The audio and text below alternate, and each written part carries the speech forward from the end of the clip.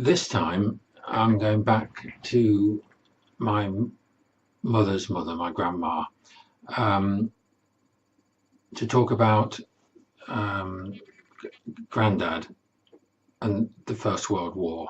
Grandad had a scar on his wrist, and I remember as a child asking her about this, and well, she told me that he got it during the First World War. She later on gave me a book called I think it was called 10 Years After, which was the story of an ordinary German soldier and his view on to an extent the futility of the war. And I think this might sum up Grandma's attitude that they felt even in the First World War that the posters "Your country needs you" was to be interpreted as the problem was entirely, well, mostly at least, caused by problems amongst the elite, royalty, and downwards, arguments between cousins on an international level. But at the same time, that England was in danger, even though it wasn't, the threat didn't come from the German people. If they overrun us, we would have their release instead of our own, and that would be even worse than the present situation. So I think they thoroughly accepted that they really did need to go and fight, but they didn't really feel that it was the war to end all wars as it was promoted at all. It was just a sad event. Anyway, she felt that we're all connected.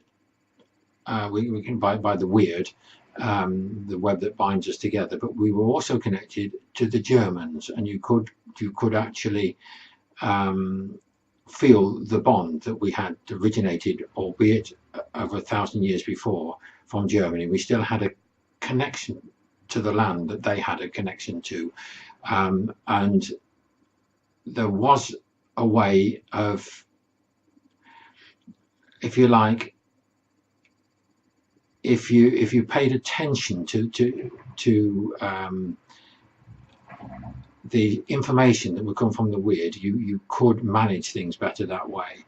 And while she tells the story of being visited by the Norns, now again, you take this as being real, that she really believed it, or that they're used as an excuse for doing what she wanted to do anyway. I wouldn't like to say which it is, but she said she was visited by the Norns and told that in order for things to go well for Grandad when he went to war, she needed to get not necessarily to get pregnant, but for Grandad to believe that he may have a child to come back to, so that he would know to take the right actions when he was at war, so that he would come back. So she told me they tried for a child, and he went to war not knowing whether their efforts were successful or not. He was in the Somme, I was told, but in actual fact, I've done some research since, so I can get a bit of facts behind this. He was in the Somme, but he wasn't in the Battle of the Somme. He was in the run-up to the Somme. He was posted to the Somme, but he wasn't actually in the Battle of the Somme. What happened was, now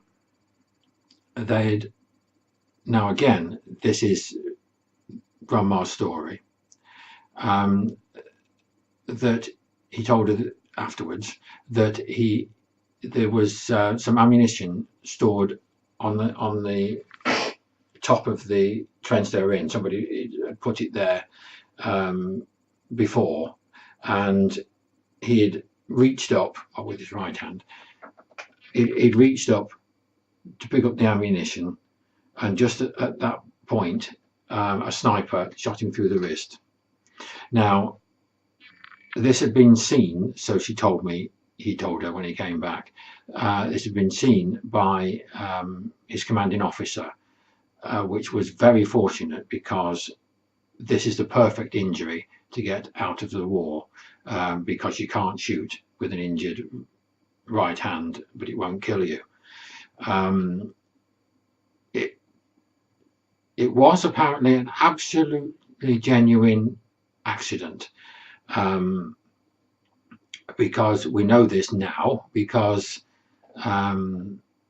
he was at a court-martial for cowardice, but he was found innocent. That's very rare in the First World War. So I would have to believe that indeed he was innocent, just very lucky to be shot through the wrist.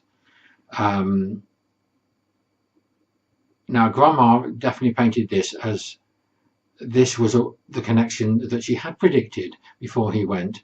Not the exact form of it, but the contact with the German soldiers through the Wyrd enabled that connection for the German sniper to shoot him through the wrist.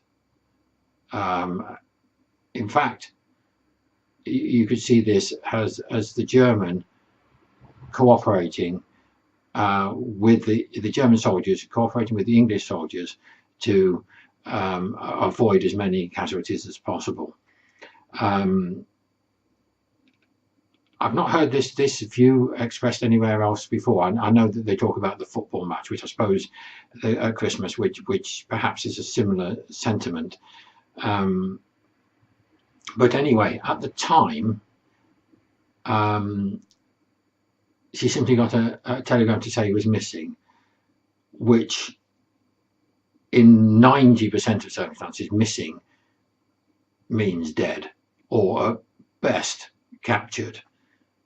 Now, I suppose missing, in fact, under arrest, for a court-martial, he could be still been shot, well, quite easily by his own side, and that would have been even worse, I suppose.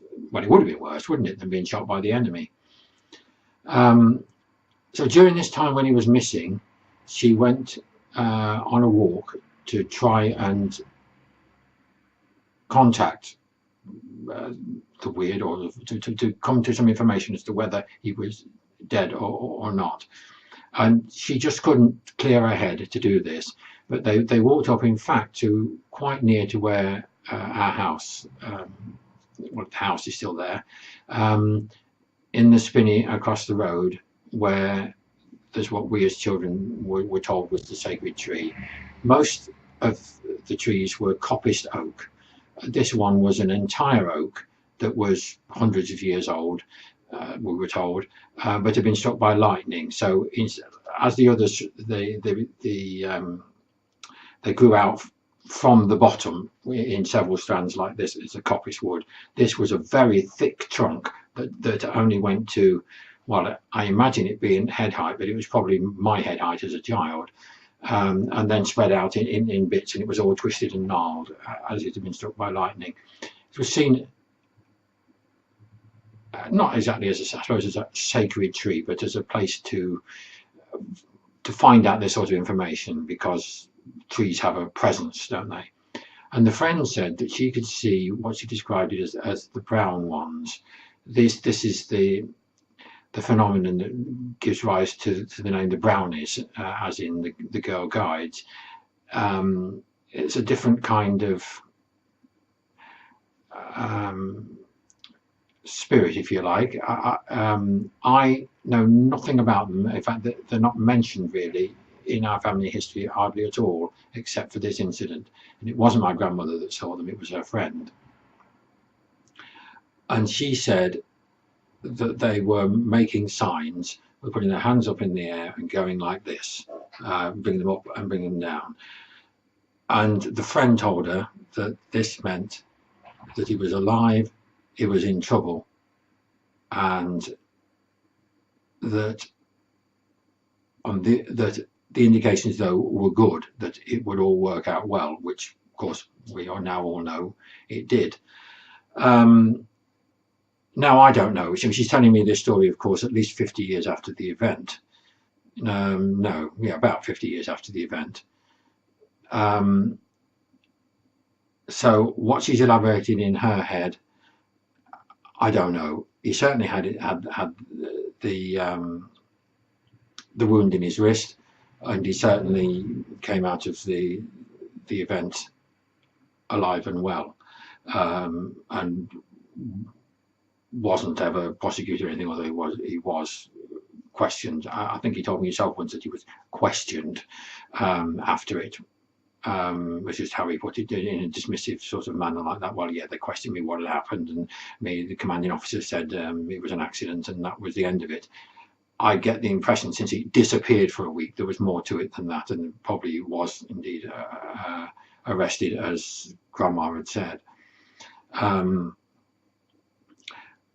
So on that note, I'll leave it there. Bye.